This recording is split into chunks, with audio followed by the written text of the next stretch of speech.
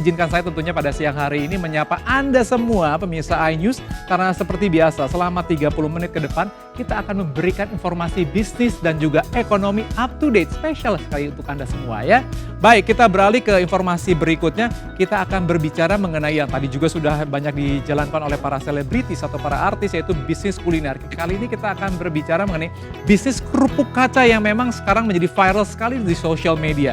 Dan juga ada bisnis kalau misalnya modal Anda cukup besar begitu ya, kita akan melihat bagaimana bisnis untuk rumah sakit yang mewah. Yang kita tahu bahwa sekarang ini yang paling mahal dalam dunia ini apa? Kesehatan. Mungkin ini juga bisa menjanjikan sekali untuk Anda. Kita akan lihat 2 tayangan berikut tentunya hanya di Bisa Update. Ini dia. Sudah pernah mendengar camilan bernama keripik kaca? Atau sudah pernah mencicipinya? Keripik kekinian yang sempat viral beberapa waktu lalu ini memiliki penampilan yang unik, bening seperti kaca dan sangat tipis. Sejatinya keripik kaca ini memiliki cita rasa gurih, asin, pedas, dan nikmat. Banyak orang mengira bahwa camilan ini berasal dari plastik karena bentuknya yang sangat mirip. Tapi jangan salah, keripik kaca ini bisa Anda nikmati dan tentunya bisa menghasilkan pundi-pundi rupiah untuk kantong Anda. Ketika menjalankan usaha keripik, memang dapat dimulai dengan langkah mudah dan gampang. Dalam menjalankan usaha kerupuk bisa dijalankan dalam kebutuhan modal yang kecil, yang mana berkesinambungan usaha keripik. Dalam menjalankan usaha kerupuk bisa dijalankan dalam kebutuhan modal kecil, yang mana berkesinambungan usaha keripik kaca ini bisa dilakukan dengan skala rumahan, menggunakan modal yang tidak besar. Dalam menjalankan usaha keripik kaca memerlukan bahan baku untuk pembuatannya, yakni dengan tepung tapioka, tepung kanji atau aci, penyedap rasa, bumbu cabai, daun jeruk, dan minyak goreng. Untuk mencari bahan baku ini bisa Anda jumpai di pasar atau swalayan. Pastikan dalam menjalankan bisnis keripik kaca, Anda memilih bahan keripik yang berkualitas agar rasanya nikmat. Dalam berjualan camilan keripik kaca, Anda bisa menentukan pilihan lokasi yang tepat, strategis, dan ramai. Usaha keripik dapat dijalankan dengan membuka kios sendiri atau menitipkan produk kerupuk ke toko, warung, swalayan, atau rumah makan. Bagi Anda yang ingin menjalankan bisnis keripik kaca dengan lancar, hendaknya selalu mempromosikan bisnis yang dijalankan. Dengan sering melakukan promosi, maka bisnis keripik kaca yang dijalankan akan mudah dikenal oleh masyarakat secara luas. Pemasaran usaha kerupuk bisa dilakukan dengan membuat racikan keripik kaca yang enak dan nikmat. Selain itu, dapat memanfaatkan promosi bisnis keripik dari media sosial baik Facebook, WhatsApp, Line, Instagram, dan lainnya. Juga dapat pula dengan strategi pemasaran kerupuk lewat menyebarkan berbagai brosur. Untuk menentukan harga keripik kaca yang akan Anda jual, jangan terlalu murah maupun terlalu mahal. Anda bisa menjualnya dengan harga yang terjangkau untuk menarik para konsumen. Bagaimana pemirsa? Apakah Anda tertarik menggeluti bisnis kerupuk kaca? Semoga informasi yang kami berikan tadi dapat menambah wawasan dan memberikan manfaat untuk Anda ya. Rumah sakit sejatinya merupakan tempat untuk menangani orang-orang yang memiliki masalah pada kesehatannya. Karena itu, sebuah rumah sakit diwajibkan memiliki standar yang jelas dalam hal pelayanan dan kualitas tenaga medisnya. Selain memberikan peralatan yang canggih serta dokter yang handal, saat ini banyak rumah sakit yang berlomba-lomba untuk menonjolkan beragam fasilitas terbaik dan mewah guna memanjakan para pasien. Nah, berikut adalah beberapa rumah sakit termahal dengan fasilitas paling mewah di dunia. Smilow Cancer Hospital terletak di Yale New Haven. Rumah sakit yang dibangun pada 2009 lalu ini memiliki tujuan utama menjadi pusat perawatan kanker untuk pasien di seluruh masyarakat pada tingkat yang sama. Yang menarik adalah biaya yang dikeluarkan untuk membangun gedungnya sendiri mencapai sekitar 480 miliar rupiah. Texas Children's Hospital. Salah satu gedung yang berada di Texas Children's Hospital ini memang dikhususkan untuk proses kelahiran yang bersifat private. Yang mencengangkan adalah biaya yang diperlukan untuk membangun gedung ini mencapai 591 miliar rupiah. Texas Children's Pavilion for Women mempunyai misi untuk memberikan perawatan kesehatan yang berkualitas pada wanita, ibu, dan bayi. Rumah sakit ini memiliki bistro on call selama 24 jam dan juga memiliki sky bridge yang disebut The Bridge of Hope. Jembatan ini menghubungkan gedung pavilion wanita dengan Texas Children's Hospital agar akses yang lebih mudah untuk mendapatkan pelayanan khusus. The Royal Adelaide Hospital atau biasa disebut RAH. Rumah sakit mewah asal Australia yang dibuka pada tahun 2017 lalu ini merupakan satu-satunya rumah sakit di dunia yang berhasil menembus posisi 3 besar dari 200 bangunan termegah di dunia. RAH memiliki luas lahan sebesar 10 hektar dan dibangun dengan modal 2,1 miliar dolar Amerika Serikat. Karena itu, RAH tercatat sebagai salah satu rumah sakit dengan biaya pembangunan termahal di dunia. Rumah sakit terbaik ini mampu menampung lebih dari 80.000 orang setiap tahunnya dengan total 700 tempat tidur single dan 60 bed intensive care. RAH juga menyediakan peralatan sangat lengkap untuk berbagai macam penyakit, ditambah dengan adanya ICT, sistem klinis, hingga FM support system, menjadikan rumah sakit ini memiliki fasilitas yang lengkap dan canggih.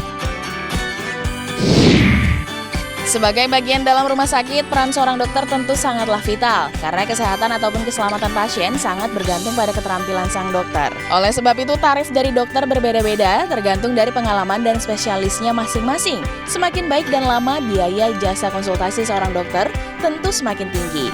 Namun bagi sebagian kalangan, biaya pengobatan dokter di rumah sakit tergolong tinggi. Biasanya di kota-kota besar, biaya konsultasi seorang dokter berkisar antara Rp150.000 sampai Rp200.000 dan untuk spesialis bisa mencapai Rp300.000.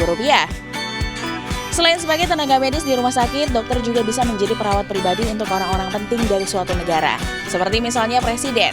Ya, biasanya dalam satu negara, presiden memiliki dokter pribadi. Hal itu tentu saja untuk menjaga kesehatan orang nomor satu di negara tersebut. Di Indonesia sendiri, dokter pribadi sudah ada sejak zaman presiden pertama, yaitu Soekarno.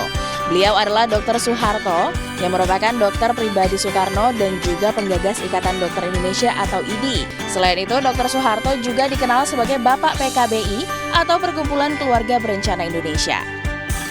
Dan di masa pandemi ini, peran dokter pribadi sangatlah penting agar sang presiden tidak tertular virus corona. Seperti di negeri kita yang tercinta ini, dokter pribadi dari Presiden Indonesia Joko Widodo selalu aktif melakukan pemeriksaan rutin kepada sang presiden. Sudah ada jadwal khusus guna mempertahankan kesehatan presiden. Selain itu, protokol standar pencegahan corona juga dilakukan secara ketat seperti rapid test, pengecekan suhu sampai jaga jarak untuk menteri dan pejabat lainnya yang mengunjungi beliau.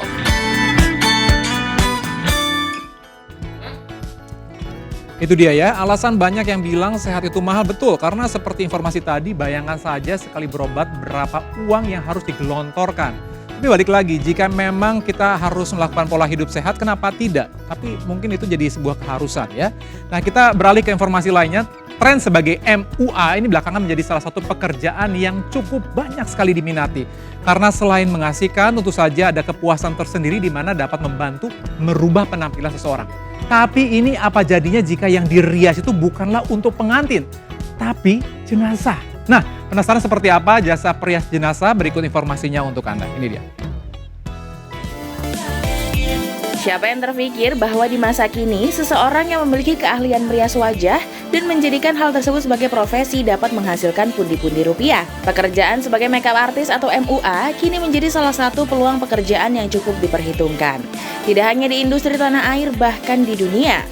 Apa jadinya jika klien yang akan Anda rias bukanlah untuk acara perkawinan atau acara formal lainnya, melainkan jenazah?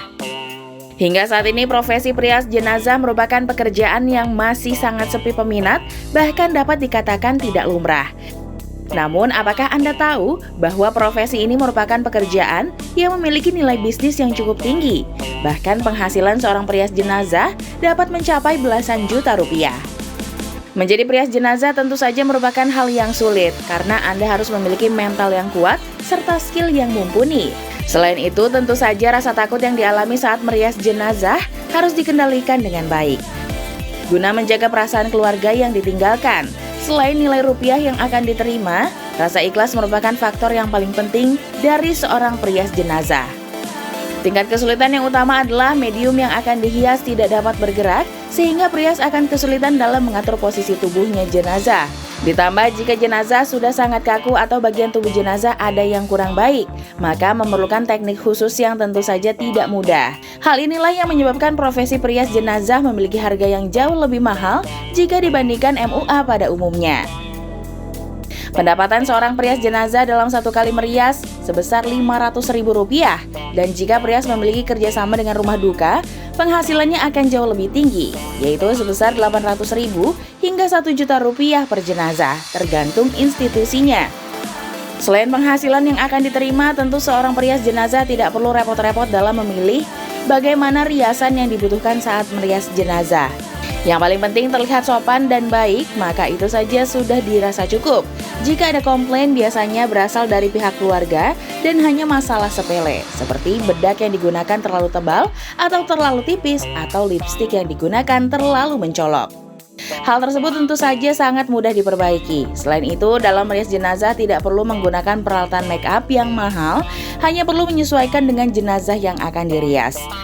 Pendapatan perias jenazah di Indonesia jauh berbeda dengan perias jenazah di luar negeri. Seperti di Amerika, gaji yang didapatkan jauh lebih tinggi, yakni sekitar $34.000 atau Rp477 juta. Namun, tidak semua perias jenazah mendapatkan gaji tersebut. Ada pula yang menerima bayaran per jam dengan hitungan $14 atau Rp194.000 per jam. Mungkin terlihat seram, namun bayaran yang diterima tentu setimpal. Selain skill merias, tentu saja mental yang kuat perlu dipersiapkan dalam menekuni profesi ini. Nah, bagaimana pemirsa? Apakah Anda juga tertarik untuk menekuni bisnis ini?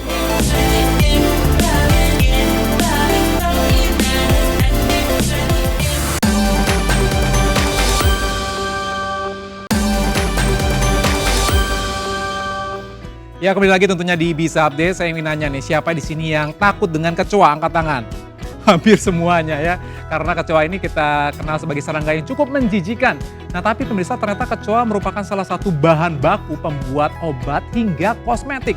Makanya ini semakin banyak orang yang mulai melirik budidaya kecoa sebagai salah satu ide bisnisnya. Siapa yang tertarik? Saya sih enggak ya. Baik, namun sayangnya informasi ini juga akan menutup perjumpaan kita pada siang hari ini. Saatnya saya Adi Danu pamit. Jangan lupa tentunya untuk selalu menjaga kesehatan dengan rajin mencuci tangan, menggunakan masker, dan juga menghindari keramaian. Dan jangan lupa untuk saksikan terus Bisa Update yang hadir setiap hari Senin sampai dengan hari Jumat pada pukul 12.30 waktu Indonesia Barat. Tentunya hanya di iNews. Sampai jumpa.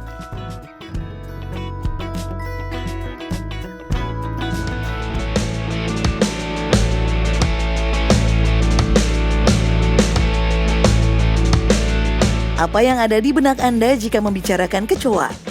Mendengar namanya saja sudah membuat sebagian orang berdecak jijik dan geli. Namun siapa sangka hewan yang menjijikan ini ternyata memiliki nilai rupiah yang tidak main-main. Namun, bukan sembarang kecoa, melainkan kecoa Amerika yang menjadi bahan baku kosmetik dan obat-obatan di Cina. Tepung kecoa Amerika ini juga kabarnya mampu menyembuhkan bekas luka, dijadikan pil diet, bahkan sebagai obat tumor. Dan bagi Anda yang penasaran bagaimana caranya membudidayakan kecoa ini, Bisa Update telah merangkum informasinya untuk Anda. Sebelum memulai budidaya kecoa Amerika, maka Anda perlu mengetahui terlebih dahulu karakteristiknya. Kecoa Amerika memiliki leher berwarna putih dan bagian itulah yang akan digunakan sebagai obat. Pilihlah indukan yang memiliki usia yang cukup.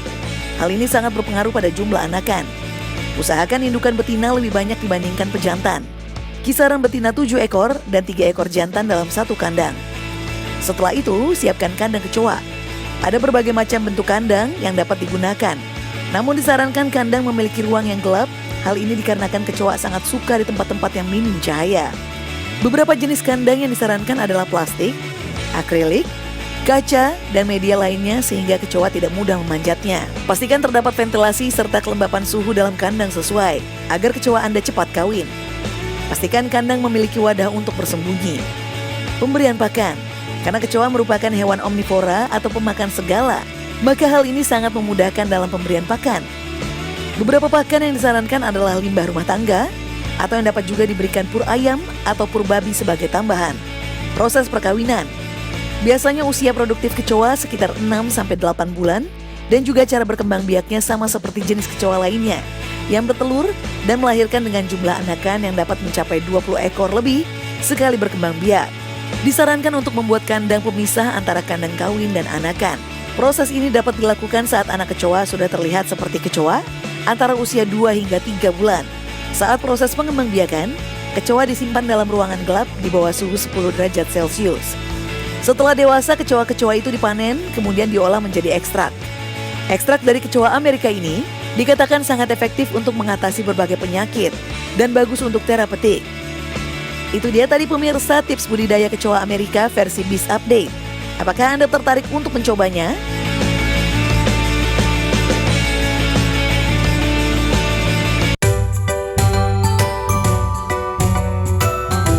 Berbisnis makanan memang selalu menjadi pilihan yang tepat dalam berbagai kondisi, karena makanan akan selalu menjadi kebutuhan pokok setiap manusia.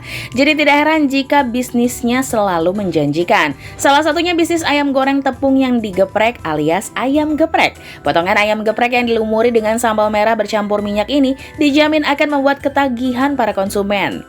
Makanan yang muncul pertama kali pada tahun 2003 dan dipelopori oleh warung makan Bu Rum di Yogyakarta ini sekarang menjadi salah satu menu kekinian yang bisa kita temukan hampir di seluruh kota di tanah air. Tak heran jika bisnis ayam geprek digadang-gadang memiliki peluang usaha yang menguntungkan. Yang perlu diketahui bahwa bisnis ayam geprek bukan sekedar bisnis musiman seperti Indomie Donat, es kepal Milo atau makanan dan minuman hits lain yang bisa hilang kapan saja mengikuti tren.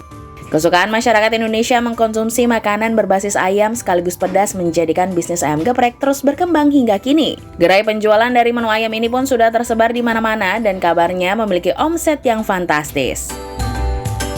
Untuk Anda yang tertarik membuka usaha ayam geprek rumahan, berikut tahapan membuat ayam geprek versi Biz Update. Bahan utama yang perlu Anda siapkan adalah bawang putih, merica bubuk, garam, minyak wijen, kecap asin, dan saus tiram.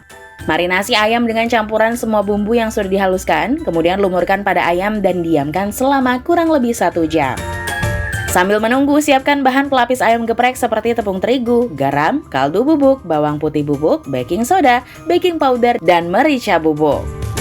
Campurkan bahan-bahan hingga merata, kemudian buat bahan untuk celupan ayam dan saus bubuk dan air dingin. Setelah semua bahan disiapkan, panaskan minyak dan ambil ayam yang telah dimarinasi, celupkan ke dalam adonan basah dan gulingkan ke campuran tepung. Balurkan ayam hingga lapisan tepung cukup tebal, kemudian goreng hingga matang. Untuk resep sambal, Anda bisa berkreasi dengan menambahkan aneka bumbu agar resep ayam geprek Anda berbeda dengan yang lain. Selain sambal, saat ini sudah banyak racikan ayam geprek yang dikreasikan dengan aneka topping. Berbagai topping ini ditambahkan untuk memberi kesan kekinian seperti ayam geprek mozzarella, ayam geprek salted egg, hingga ayam geprek saus teriyaki. Topping tambahan selain sambal ini juga bisa jadi opsi bagi pelanggan yang tidak suka pedas. Nah, pemirsa, itu tadi resep ayam geprek versi Biz Update. Jika Anda tertarik memulai bisnis ini, lakukan eksperimen berulang-ulang hingga mendapatkan menu andalan. Minta orang-orang terdekat mencicipi dan memberikan masukan yang membangun. Dan jangan lupa lakukan promosi, karena ada banyak usaha yang sebenarnya mumpuni, tapi harus gagal karena mereka enggan beriklan. Selamat mencoba dan semoga berhasil ya!